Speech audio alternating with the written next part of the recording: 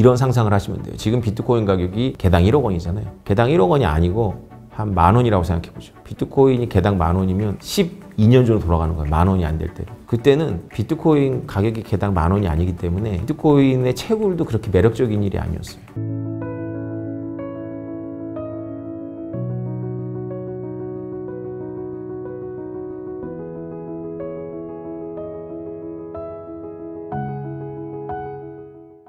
기술 보안 측면에서의 비트코인은 어떠한지를 좀 교수님의 이야기를 여쭙고 싶은데, 일단 비트코인이 탈중앙화를 추구하고 있잖아요. 그러면 이제 은행처럼 뭐 어떤 결제를 승인하는 그 주체, 그 중앙 기관이 없는 건데, 그럼에도 그 네트워크에 참여하는 사람들이 전송과 그 내역들을 다 공유를 할 수 있는 원리를 좀 간단히 설명을 해주실 수 있을까요? 네, 비트코인은 블록체인이라는 새로운 테크놀로지 혹은 새로운 그 프로토콜을 사용하고 있는데요. 블록체인은 중앙의 심판자가 없어요.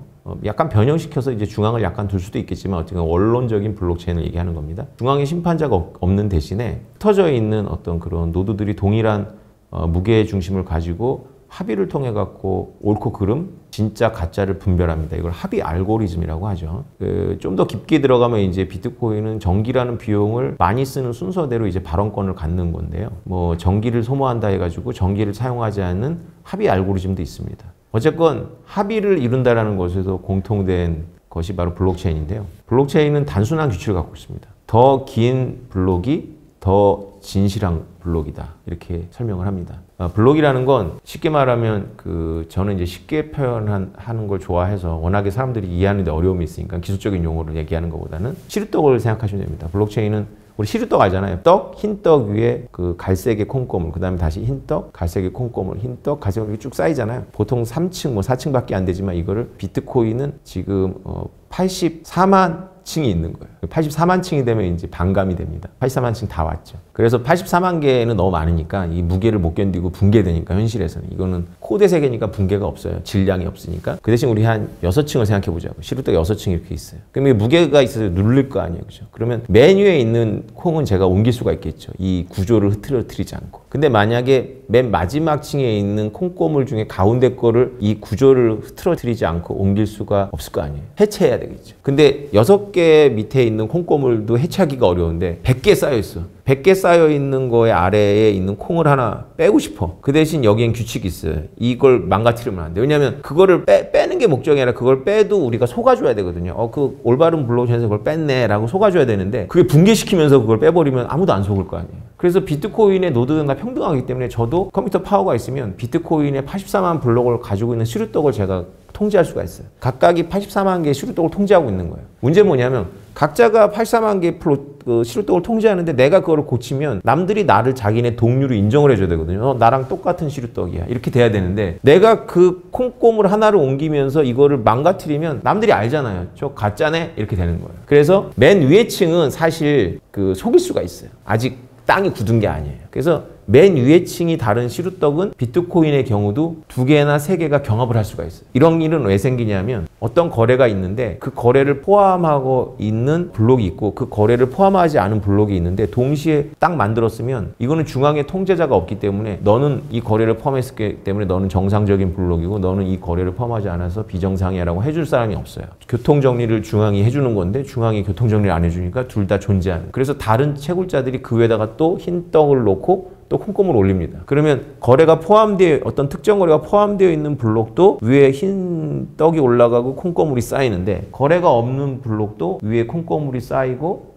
흰 떡이 올라가고 콩고물이 쌓여요. 2개 경쟁하는 거예요. 그러다 보면 이게 진본이 2개가 되겠죠. 근데 여기서 이제 아까 말했던 더 긴 블록이 더 옳은 블록이에요. 이 게임에서 한쪽이 이기잖아요. 그럼 이 콩고물 싹 없어져요. 다 없어져요. 얘만 남아요. 그래서 다른 컴퓨터들도 얘를 그대로 복사해가지고 이건 실물에 있는 세계가 아니라 데이터 세계니까 가능한 거죠. 자기가 만들어놨던 콩고물 시루떡 다 버리고 얘를 복사해서 다시 갔죠. 이런 시스템이에요. 왜냐하면 자원을 엄청나게 써야 되는데 잘못된 거 뒤에다 줄 섰다가는 자기 자원만 낭비되는 거죠. 다 그래서 채굴이라는 시스템 때문에 채굴이라는 강력한 유인책 때문에 올바른 걸 찾으려고 하죠. 그래서 올바른 건 무엇이냐는 정의는 올바른 건 긴 블록이 올바른 거예요. 근데 이게 놀랍게도 잘 작동을 해요. 우리가 보기에는 아니 많은 사람들이 틀린 답을 찾아가지고 그게 더 길어질 수도 있잖아. 물론 가능한 상상입니다. 근데 여태까지 15년 동안 그런 적이 없어요. 늘 올바른 답을 더 길게 만드는 거죠. 그거는 그래서 단지 컴퓨터적인 접근을 하지 말고 사람의 속성에 대해서 이해를 해야 돼요. 그 인센티브 구조인데 굳이 내가 이 블록체인의 이 비트코인을 채굴하는 그 컴퓨팅 파워를 제공하면서 내가 안 좋은 나쁜 열등한 정보를 좋은 걸로 가짜로 만드는데 내가 에너지를 쓰고 싶지 않은 거예요. 다 진본에 가서 하고 싶은 거예요. 그래서 그 판별을 하기 때문에 더 긴 블록이 더 올바르다라는 룰이 지금까지 잘 지켜지고 있죠. 앞으로도 지켜질 거예요. 근데 이게 깨질 수 있는 건 뭐냐면 이런 상상을 하시면 돼요. 지금 비트코인 가격이 개당 1억 원이잖아요. 개당 1억 원이 아니고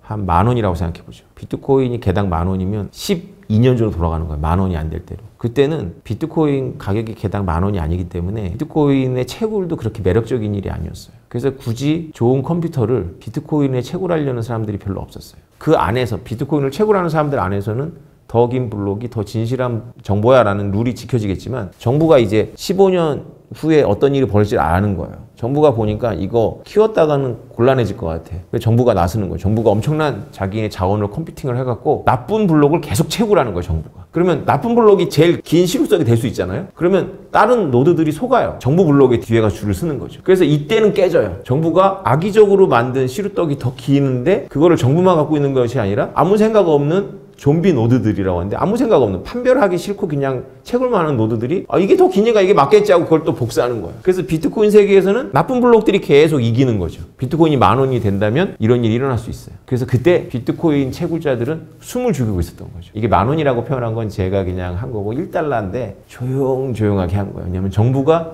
눈치채고 이게 나중에 십수년 후에 정부가 만든 달러나 원화를 위협할 걸 안다면 정부가 가지고 있는 최대의 컴퓨팅을 모아갖고 나쁜 시루떡을 계속 만들어내겠죠. 정부가 깨달았을 때는 한 100만 원쯤 됐을 때 깨달았어요. 그때는 정부가 가지고 있는 자원을 총동원해봐야 이 세계에 도전할 수가 없게 된 거죠.